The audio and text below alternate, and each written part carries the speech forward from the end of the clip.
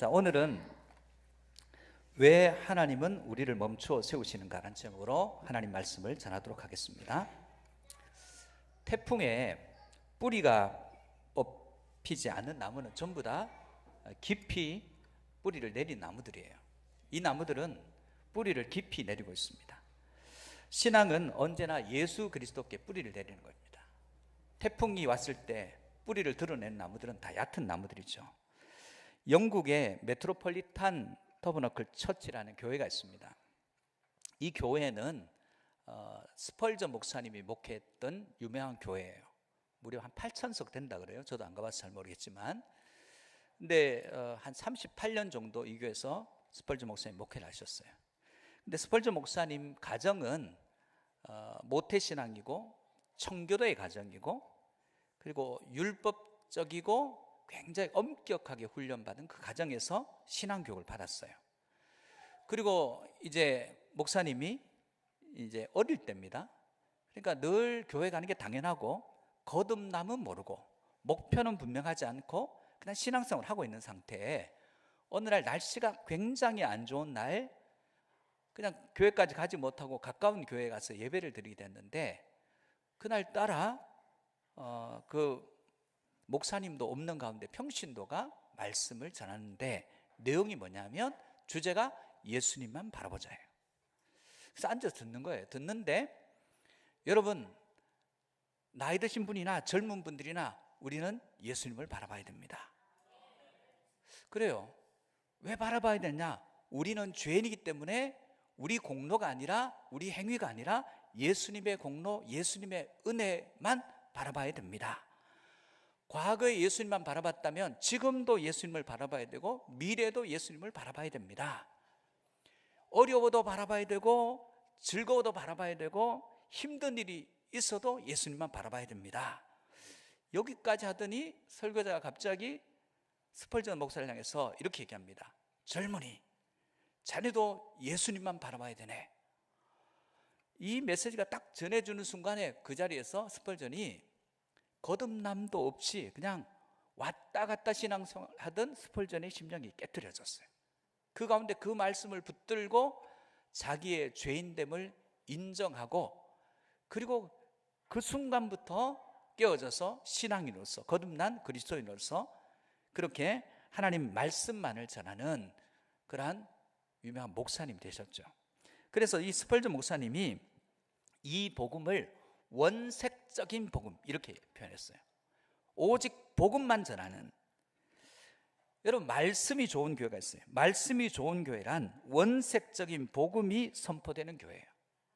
오직 예수, 오직 그리스도만이 선포되는 교회, 그 교회, 그 말씀만이 선포되는 교회가 좋은 교회, 좋은 말씀이에요. 성도는 오직 주님께 뿌리를 든든히 내려야 합니다. 여러분, 폭풍 속에 뿌리가 뽑히는 나무들이 있습니다. 왜냐하면 강수량이 많아서 굳이 뿌리를 깊이 내릴 필요가 없어요. 20m, 30m 고목나무인데 뿌리가 보면 5m도 안 내렸어요. 그러니 어떻게 안 쓰러질 수가 있겠습니까? 이처럼 그림처럼 뿌리채 뽑히는 거예요. 이 모든 잘못은 나무에게 있습니다. 규에 있고요. 뿌리를 내리지 않았던 그 책임은 전적으로 그 나무에게 있는 거예요. 그 규에 있는 거예요. 여러분, 나무는 뽑히면 제목감이 안 됩니다. 끝인 거예요. 그러나 신앙의 여정에 우리가 뿌리째 뽑히는 상황들이 있습니다. 우리의 인생에 송두리째 뽑힌 것 같은 상황이 있으면 이제 끝난 게 아니에요. 그때부터 비로소 새로워지는 것이 신앙 여정이 있습니다. 그렇기 때문에 나무는 뿌리 뽑히면 그냥 뗄감밖에 안 되지만 우리 인생이 뿌리채 뽑히는 상황을 맞닥뜨려도 그것은 결코 절망이 아닙니다. 절망할 필요가 없습니다. 왜냐하면 그것은 하나님의 우리 인생을, 우리의 신앙을 새롭게 세우고자 하시는 하나님의 특별한 계획이기 때문에 그렇습니다. 오늘 본문에 보면 하나님께서는 사울을, 나중에 바울로 불려지죠. 이 사울의 인생을 멈추어 세우세요. 그리고 그의 삶을 바꾸십니다. 대전환이 일어납니다. 그걸로 끝나지 않고 사울의 인생에 그를 도울 조력자를 예비하고 계신다는 거예요. 살펴보겠습니다. 첫 번째, 하나님은 우리를 가끔씩 멈추어 세우십니다. 주님은 하나님의 자녀들을 사랑하십니다. 마음대로 살도록 내버려 두시는 것이 아닙니다. 때로는 우리의 삶을 멈추게 하셔서 새롭게 변화시켜 주시는 것입니다. 오늘 사울의 인생이 그렇습니다. 그는 대석학이었던 가말리엘 문화에서 전도 유망한 청년이었습니다. 그는 유대교에 깊이 몰입하고 있고 유대교의 지도자가 될 그런 인물이었습니다. 그러나 그의 그 종교적인 잘못된 신념이 잘못된 길로 가고 있는데도 불구하고 그는 그것이 잘못된 길인 줄 까마득히 모르고 있습니다. 그런 그에게 오늘날 예수님이 찾아오셨어요. 오늘 본문 1절에서 3절 상반절까지를 한번 보겠습니다. 같이 보겠습니다. 사울이 주의 제자들에게 대하여 여전히 위협과 살기가 등등하여 대제사장에게 가서 다메섹 여러 회당에 가져갈 공문을 청하니 이는 만일 그 도를 따르는 사람을 만나면 남녀를 막론하고 결박하여 예루살렘으로 잡아오려 함이라. 사울이 길을 가다가 다메섹에 가까이 이르더니, 여러분, 사울은 지금 모든 면에서 걸쳐 스스로 자신만만해, 의기양양합니다. 목적이 분명합니다. 다메섹으로 가는 목적, 자기 계획, 뜻을 세우고 그것을 성취하기 위해서 가는 것입니다. 여러분, 이 다메섹은 이 히브리 말로 오늘 말하면 수리아의 다마스커스를 지금 다메섹이라고 그럽니다. 예루살렘에서 240km 거리예요. 짧은 거리가 아닙니다. 그 거리를 가는 이유가 뭐냐면 위협과 살기가 등등합니다. 하나님의 사람이 하나님의 복음을 가졌는데 위협과 살기가 등등할 리 있겠습니까? 근데 그 잘못된 것을 알지 못해요. 어떻게 하나님의 복음이 있는데 내 안에 위협과 살기, 적대감이 가득할 수 있겠습니까? 그것이 잘못됐다고는 까마득하게 생각하지 못한 그런 모습이에요. 그래서 그가 거기 가는 이유는 예수 믿는 자들을 잡아서 거기서 끌고 240km를 끌고 예루살렘까지 오겠다는 야무진 꿈을 가지고 갑니다. 하나님께서 그런 그의 삶을 스탑시켜요. 본문 3절 하반절에서 5절까지 보겠습니다. 호련히 하늘로부터 빛이 그를 둘러 비치는지라 땅에 엎드러져 들음에 소리가 있어 이르시되 사울아 사울아 내가 어찌하여 나를 박해하느냐 하시거늘 대답하되 주여 누구시니까 이르시되 나는 내가 박해하는 예수라. 여러분, 지금 사울은 음성을 듣습니다. 근데 음성이 들리는데 누구 소리인지는 몰라요. 그 음성의 주인공이 이렇게 합니다. 사울아 사울아 내가 어찌하여 나를 박해하느냐. 모르긴 몰라도 지금 음성의 주인공이 자기를 지금 박해하고 있는 것을 사울이 알게 됐습니다. 묻지 않을 수 없습니다. 주여 누구십니까? 그때 주님께서 대답하십니다. 나는 내가 박해하는 예수다. 지금 자기가 박해하는 당사자인 예수 그리스도를 다메섹의 길에서 맞닥뜨린 것입니다. 그 주님을 만난 순간 그는 아무것도 할 수 없고 나중에는 눈도 보이지 않고 먹지도 마시도 못하는 그런 상태로 머물러 있게 됩니다. 마치 사울의 인생이 죽음 같아요. 죽음 같은 그런 상황입니다. 지금 의지를 가지고 달려가는 그 길은 길 아니라는 거예요. 사울을 향해서 주님께서는 네 삶은 잘못된 삶이라고 지금 말씀하시는 거예요. 여러분, 우리는 하나님 말씀 앞에서 우리의 삶이 잘못되었다고 말씀이 책망할 때 그 말씀을 들어야 됩니다. 그리고 가던 길을 멈춰야 됩니다. 그런 은혜가 있기를 주의 이름으로 축복합니다. 그러나 그것은 사울을 심판하기 위한 발걸음은 아니었어요. 주님께서 사울을 심판하기 위해서 그를 멈춰 세우신 것이 아닙니다. 그를 참 진리의 길로 인도해 주시기 위해서 지금 잘못된 신념 가운데 있는 사울을 멈추어 세우신 것입니다. 그가 누구를 원망하며 누구를 탓할 수 있겠습니까? 전적으로 자기 잘못인 거예요. 여러분, 링컨이 어느 날 농부가 짐승을 앞에 결의해서 밭을 가을고 있는 장면을 보니까 그 짐승의 엉덩이에 파리가 이 짐승을 못 살게 굴어요. 그래서 링컨이 그 파리를 쫓아주기 위해서 쫓으려고 하니까 농부가 그만두라는 거예요. 왜 그만둬야 되느냐? 그 팔이라도 있어서 이 늙은 짐승이 움직이기라도 한다는 거예요. 그렇게 얘기합니다. 여러분, 우리는 신앙의 여정이 평안하기를 바랍니다. 그런 분들이 많을 거예요. 내가 신앙생활 하는 것은 내 인생에 아무 문제가 없고 형통하고 자녀들은 잘 되고 가정은 평안하고 걱정 근심이 없기를 바랍니다. 여러분, 그것을 꿈꾸지 마시기 바랍니다. 신앙의 여정의 불편함과 고통이 삶을 윤택하게 하더라는 것입니다. 박신양이 그런 얘기 했잖아요. 러시아에 가서 연기를 배우는데, 러시아 말도 어려운데 연기까지 배워야 되니까 얼마나 어려운지 너무너무 힘들어서 교차돼 가서 그만두고 간다고, 이제 한국 간다고 했더니 책 한 권 줬다 그랬잖아요. 그 책 제목이 왜 네 인생이 힘들지 않아야 된다고 생각하느냐, 왜 너의 인생이 힘들지 않아야 된다고 생각하느냐. 책 제목이 그래요. 그 책을 보면서, 제목을 보면서 왜 내가 힘들지 않아야 된다고 생각했지? 인생은 힘든 거예요. 힘든 것이 인생입니다. 그러나 신앙 여정도 마찬가지예요. 힘들지만 거기에서 가치를 발견하고 그 안에서 진리를 찾고 의미를 발견하는 것입니다. 사랑하는 성도 여러분, 여러분이 계속 가고 싶은데 하나님이 여러분의 삶을 멈춰 세울 때 왜 하나님 나를 멈춰 세우십니까? 왜 물질적인 삶을 추구하는 내 인생에 갑자기 쪽박차게 하십니까? 왜 내가 승승장구하는 내 진급의 길을 막으십니까?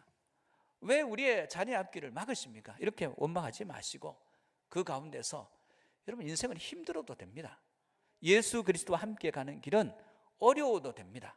주님과 함께 나아갈 때 승리하는 인생 사시기를 주의 이름으로 축복합니다. 두 번째, 하나님은 나를 위해 사람들을 준비하신다는 거예요. 찬양 가수 중에 박정호 씨라는 분이 있습니다. 지금 장로님 되셨죠. 간암 수술도 하시고. 근데 이분은 유명한 우리 소프라노하고 같은 동문이라 그래요.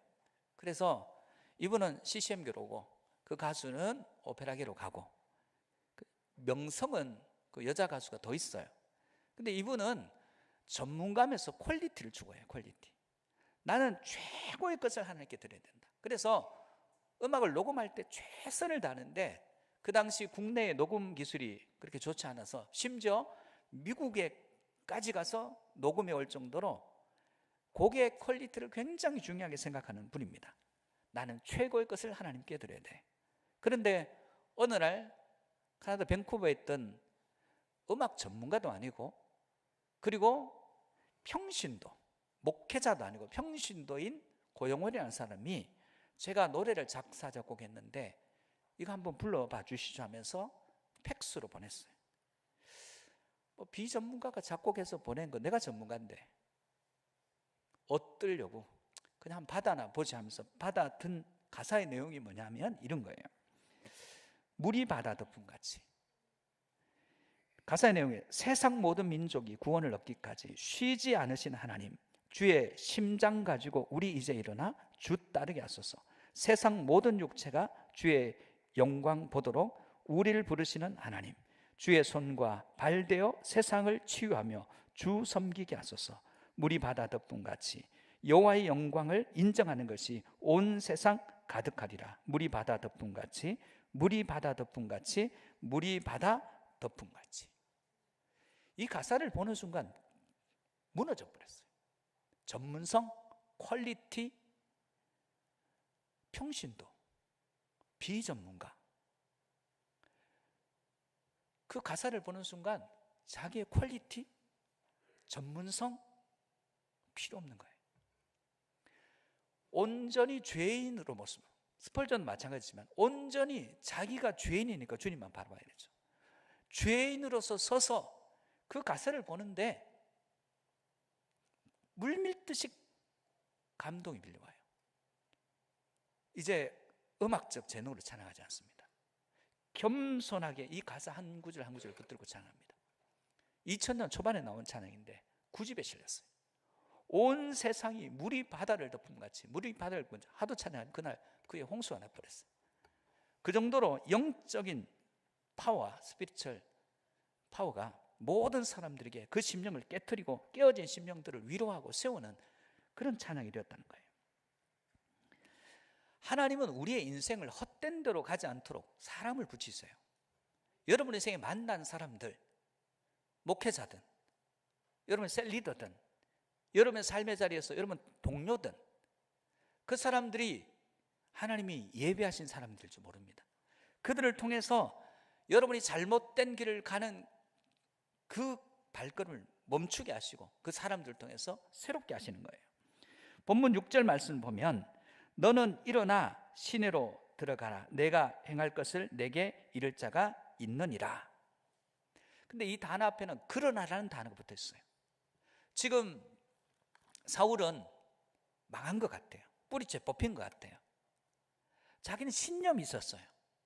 자기는 확신이 있었어요. 내가 가는 이 길이 진리다. 여러분 마음속에도 여러분이 가진 생각이 옳다고 생각하는 분들 여기도 부지기수예요. 그 마음으로는 절대로 하나님 앞에 나갈 수가 없습니다. 여러분들은 스스로를 이렇게 생각합니다. 저는 아무것도 아닙니다. 저는 전문가도 아니고 저는 지혜도 없고 지식도 없습니다. 오직 지혜는 하나님의 지혜뿐입니다. 오직 나의 길은 예수 그리스도뿐입니다. 주여 나의 길을 인도해 주옵소서. 그리고 가는 것입니다. 그러면 그 삶 가운데 하나님께서 그러나 끝났는데요. 그러나 말이야 내가 너를 위해서 너를 도울 자를 예비해 두었어 말씀하시는 겁니다. 사울의 인생이 끝난 것은 죽음의 뿌리를 내렸던 그의 그릇된 삶이었어요. 이 그러나는 이전의 삶을 전체를 부정하는 거예요. 그리고 이전에 새로운 대전환을 얘기하는 거예요. 앞에 이전에 살았던 과거는 끝이 난 거예요. 자기 신념, 자기 생각에 몰입됐던 사울의 모든 여정은 끝이고 그러나 이제부터는 사울을 위한 준비한 그 사람과 함께 예전에는 참 포도나무이신 예수 그리스도께 접붙임 당했던 인생인데 접붙임 당해야 될 인생인데 떨어져 나왔어요. 가지처럼 떨어져 나오니까 불쏘시개밖에 안 돼요. 그런데 주님께서 그의 삶을 멈춰 세우시고 다시 접붙여 주세요. 예수님께 열매 맺지 못한 인생이 열매 맺는 인생으로 귀결되도록 인도해 주시더라는 거예요. 본문 7절입니다. 같이 가던 사람들은 소리만 듣고 아무도 보지 못하며 말을 못하고 서 있더라. 여러분 지금 같은 장소예요. 소리는 듣는데 보지는 못합니다. 여러분 같은 장소에 있다고 같은 은혜가 있는 게 아닙니다. 여러분 같은 시간과 공간에 있다고 은혜가 같지 않습니다. 어떤 사람은 듣고 어떤 사람은 보고 어떤 사람은 변화되는데 어떤 사람은 못 듣고 어떤 사람은 못 보고 어떤 사람은 변화되지 않고 그대로 머물러 있더라는 거예요. 하나님께서는 그런 변화되지 못할 그 인생을 멈추어 세우시고 그의 삶을 새롭게 해주시기를 원합니다. 그렇다고 하면 지금 사울이 같이 가는 동료들보다 더 의로워서 그런가? 그것도 아니에요. 지금 이 다메섹으로 가는 예수 믿는 자들을 핍박하러 가는 자들 중에 사울이 제일 괜찮은 사람이기 때문에 주님께서 그를 부르시는가? 그것도 아니에요. 여러분이 여러분의 고등학교, 중학교, 초등학교 동창보다 의로워서 하나님이 부르신 게 아니에요. 설명해 보세요. 여러분이 왜 여기 와 있는지, 제가 여기 와 있는지 설명해 보세요. 설명 못합니다. 설명할 수가 없어요. 그것은 설명할 수 없는 놀라운 하나님의 은혜입니다. 그래서 자랑할 수가 없어요. 왜 사울입니까? 하나님 그 나쁜 놈 중에 제일 나쁜 놈인데 왜 사울입니까? 설명이 안 돼요. 알 수 없어요. 그것이 하나님의 뜻입니다.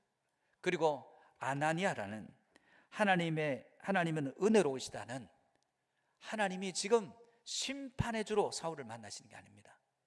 사랑의 주님으로 그 사울의 삶을 변화시켜 주시기 위해서 멈추어 세우시고 대전을 이루시고 그 대전을 이룰 한 사람을 준비하시는 것입니다. 여러분 인생에 하나님이 준비하신 그 사람, 그 한 사람과 함께 동력함으로 믿음으로 승리하는 거룩한 주의 백성 되시기를 축복합니다. 하나님은 지금도 우리를 위해 일하고 계시다는 거예요. 영국의 웨스트 스탠리라는 지역에서 광산 사고가 일어났어요. 그래서 광산 사고가 일어나서 경도가 무너져서 많은 사람이 죽었어요. 장례 예배가 있어요. 여러분 설명할 수 있습니까? 왜 생때 같은 내 자식이, 내 남편이 거기서 죽어야 되는 거야? 시신으로. 그 장소에서 예배를 드리려 하면 무슨 말을 하겠어요? 거기에 참여했던 한 목사님이 그들에게 이렇게 얘기합니다. 하나님께서 왜 이렇게 끔찍한 재앙을 허락하시는지 우리는 이해하기 어렵습니다. 하지만 우리는 그분의 선하심을 신뢰하고 믿어야 됩니다. 그러면서 이렇게 얘기합니다. 제 어머니께서 남기신 오래된 책갈피 하나가 있습니다. 책갈피 뒷면을 보면 실로 얽히 설키 해서 이게 도대체 무질서하고 그리고 봐줄 수가 없을 정도로 엉망이라는 거예요. 그런데 앞면을 딱 열었을 때 거기는 하나님은 사랑이시라는 글자가 새겨져 있어요. 우리는 이쪽 면만 보면 이게 무질서하고 계획도 없고 도대체 무엇인지 이해할 수 없다는 거예요. 그러나 우리는 반대편 하나님은 사랑이시라는 그 글자를 쓰기 위해서 뒤에서는 마치 실밥이 나와 있기도 하고 그리고 끊어져 있기도 하고 이어져 있기도 한 그런 무질서함인데 나중에 앞면을 봤을 때 하나님은 사랑이시라는 글자를 새기기 위한 것인가 이걸 알게 되듯이 우리도 마찬가지라는 거예요.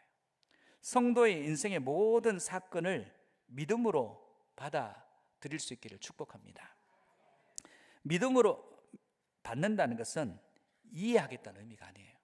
이해 못해요.